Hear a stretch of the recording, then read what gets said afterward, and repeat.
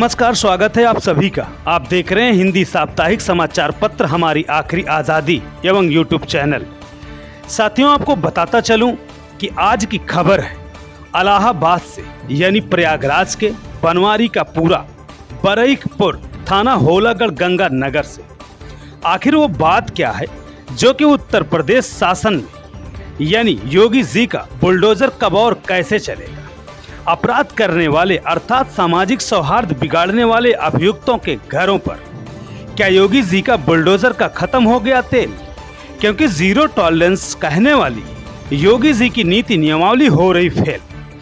क्या तभी विपक्ष कहता है योगी कर रहे हैं प्रदेश में बड़े बड़े महाखेल?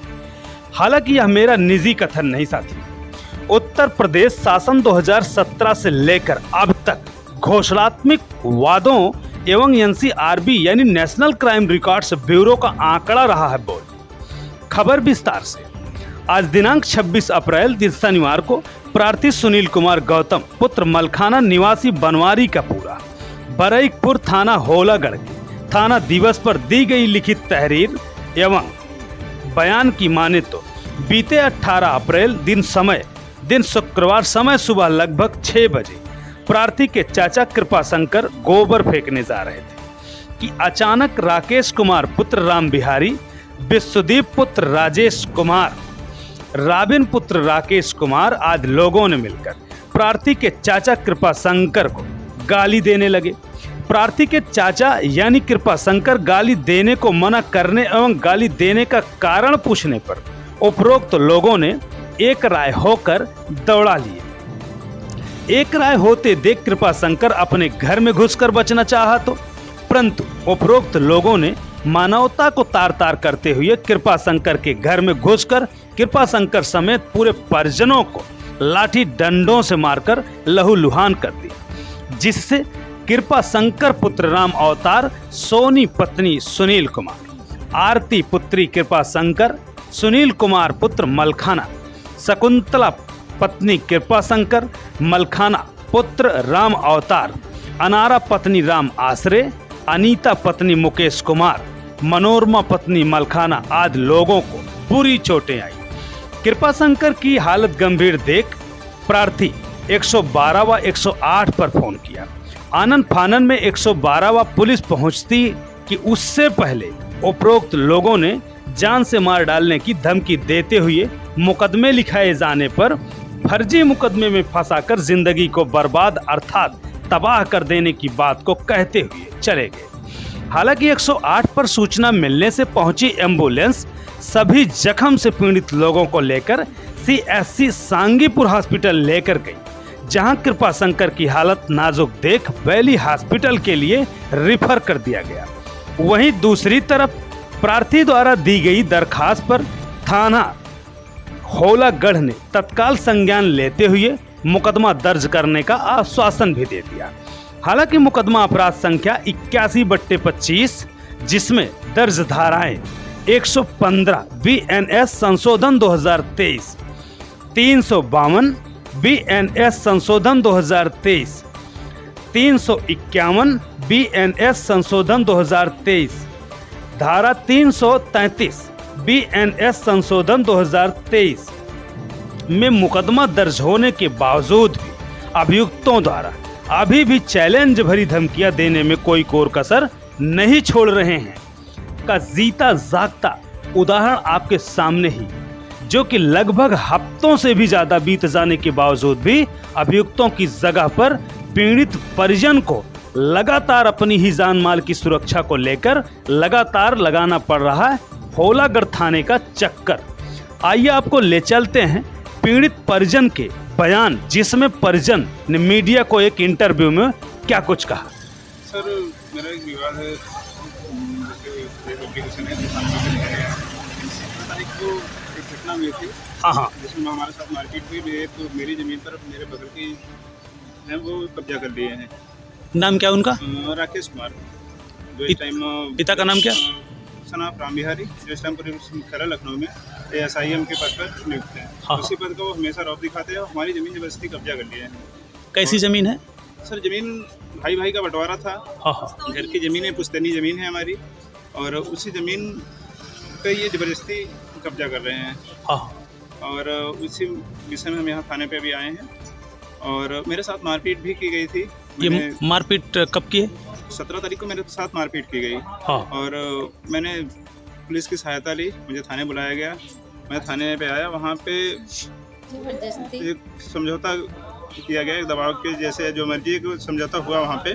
17 कहने का, आपके कहने का तात्पर्य है कि 17 तारीख को कुछ लफड़ा हुआ? कुछ लफड़ा हुआ। आपने 112 के माध्यम से जो भी थाने पर आप पहुँचे, दोनों पक्षों को बुलाया गया, तो आपका कहने का तात्पर्य है कि दबाव बनाते हुए 151 ऐसा कुछ या क्या? सर बिल्कुल, क्योंकि मैं सुबह एप्लीकेशन दिया था, मुझे आश्वासन मिला था कि हाँ आप जाइए, इनके खिलाफ कार्रवाई होगी। हाँ हाँ। और कार्रवाई ना होकर के मुझे दोबारा से 2, ढाई, 3 बजे के आसपास कॉल जाती है कि आप थाने आ जाइए।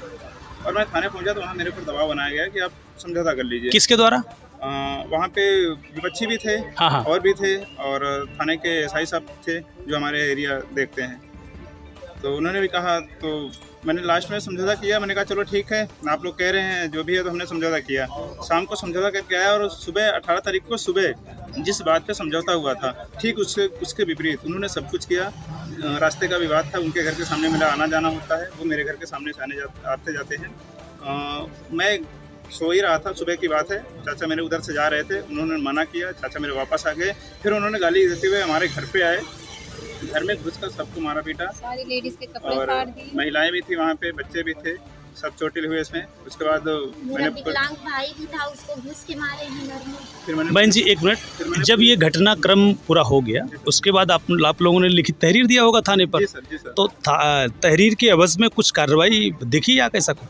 तहरीर के एवज में कार्रवाई दिखी। एफआईआर तो उन लोगों के खिलाफ हो गई, थाने दुर्गा जी ने एफआईआर लिखी। हाँ। कुछ हुआ, कार्रवाई जो भी होना था हुआ, लेकिन उसके बाद भी उन लोगों की भी इतनी हिम्मत बढ़ी हुई है कि वो लोग अभी भी हमें बराबर धमकियाँ दे रहे हैं। ये आज उसी के एवज में एप्लीकेशन देने आए थे क्या? जी, उसी के एवज में, क्योंकि ये 18 तारीख की घटना है। हाँ हाँ। और आज 25-26 तारीख हो गई है। जी बहन जी आप क्या कह रही थी अभी? अभी हम कह रहे थे कि मेरा भाई विकलांग था, जो अपने से ना बोल पाता है ना खाना खा पाता है, वो उसको भी घर में घुस के मारे हैं। हम लोग को तो मारे ही हैं, लेकिन उसको भी मारे हैं। मेरे पापा को मारे हैं, उनका पैर टूट गया है, वो हॉस्पिटल में भर्ती हैं। और मेरा भाई विकलांग है, मेरे मम्मी को भी मारे, हमको भी मारे, सब लोग को मारे। प्रशासन ने जो मुकदमा लिखा है उस पर संतुष्टता आप लोगों को है या नहीं? कैसे?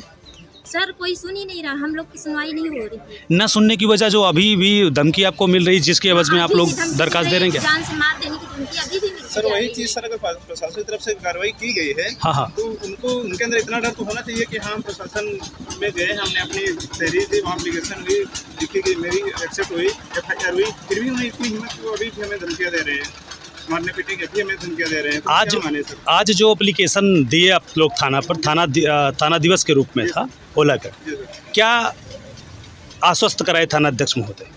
आश्वस्त वही, क्योंकि आज के दिन तहसीलदार महोदय भी रहे होंगे, एसडीएम महोदय भी रहे होंगे, जो भी जी सब लोग थे, लेकिन आश्वासन यही मिला कि मतलब उस पर कार्रवाई हो रही है, जो भी धाराएं हैं उसके बेस पे कार्रवाई होगी। हाँ। लेकिन सर हम सब कुछ मानते हैं कि चलो ठीक है, कानून की प्रक्रिया है जिसके हिसाब से सब कुछ कार्रवाई होगी। हाँ। या जो भी है, लेकिन सर उन लोगों की इतनी हिम्मत कैसे हो रही है? सर मैं ये सोच रहा हूँ कि अभी भी इतना कुछ करने के बाद नहीं, उन्होंने घटनाक्रम किया और उन पर मुकदमा हुआ। जी सर, आपके अकॉर्डिंग आपने जो अभी दरखास्त दिखाया, लेकिन उसके अलावा जो आप लोगों ने आज दरखास्त अर्थात तहरीर देने का काम किया है, उसमें जब आप लोगों ने बताया अपनी पूरी व्यथा, तो उस पर आश्वस्त क्या कराए थाना अध्यक्ष महोदय?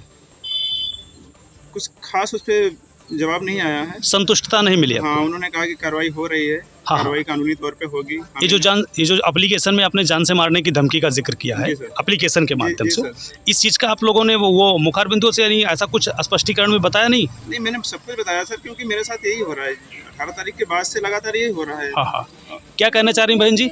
उन्होंने बहुत ही बुरा किया, हम लोग के बहुत कपड़े उपड़े फाड़ दिए, अंदर घुस के मारे। छोटा सा बच्चा था, उसको भी हाथ घसीट के बहुत मारा। एक देवर है जो बोल भी नहीं सकता, कुछ भी नहीं कर सकता, यहाँ तक कि लैट्रिन बाथरूम सब उसको हम सब कराते, उसको भी बहुत ही बुरी तरीके से मारा। और चाचा का पैर तोड़ दिया और सिर पे हमारे भी मार दिया, इतनी ज़्यादा में स्वेलिंग वगैरह सब। मारने वाले लोग कितने रहेंगे? करीब 4-5 लोग। ये जो एफआईआर में जिक्र किया गया है, यही इतने लोग थे? हाँ सर, 30 लोग थे, और उनके घर की लेडीजें भी थी और सारे लड़के थे। प्रशासन से इतना सब कुछ हो जाने के बाद प्रशासन से क्या उम्मीद कर रही हैं आप? प्रशासन से यही उम्मीद करे कि जल्दी जल्दी कार्रवाई करे। प्रशासन से चाहते हैं कि हमें न्याय मिले। और क्या आपको लगता है जो लोग यानी जो अराजकता करने का काम कर रहे हैं, दबंगई किस्म के होते हुए, उन लोगों को कहीं राजनीतिक संरक्षण कोई दे रहा है, ऐसा कुछ? सर सबसे पहली बात तो वो प्रशासन में है, वो खुद ही प्रशासन में है, पुलिस हेडक्वार्टर मुख्यालय में है। यानी आपका विपक्षी अर्थात अभियुक्त कहाँ पे?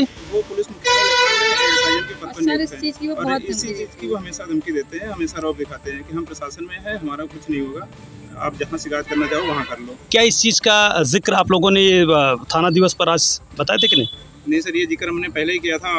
पहले आज दिन तो ही मैंने किया था यही जब ये कहा वारदात कि हुई हाँ तभी वहाँ किया। हमें बार बार यही धमकी मिल रही है हाँ। कि अगर दोबारा मतलब समझौता, पहली बात तो समझौते का दबाव भी उधर से कुछ बन रहा है कि किधर, हाँ, थाने से? नहीं, सामने की तरफ से, मतलब विपक्ष से? डायरेक्ट तो नहीं बोल रहे हैं कि ऐसे सुना के बोल रहे हैं, घर पे जाते हैं तो बोलते हैं कि समझौता कर ले, नहीं तो अभी इतना ही मारे हैं, अभी पैर ही टूटा है, इस बार जान से मार देंगे। तो सारी परिवार चीज़ें- खत्म कर देंगे या फिर तुम्हारे साथ और भी बुरा कर देंगे। बहुत ही ज्यादा मतलब अजीब गंदी गालियाँ देते हैं, कुछ भी सुनते नहीं है। कौन देता है गाली? वो राकेश कुमार, उनकी वाइफ, उनका लड़का रॉबिन, राजवीर, बहुत गंदी गाली कहते हैं। अभी तो कपड़े ही फाड़े हैं, सोचो तुम्हारे साथ बहुत कुछ बुरा करेंगे।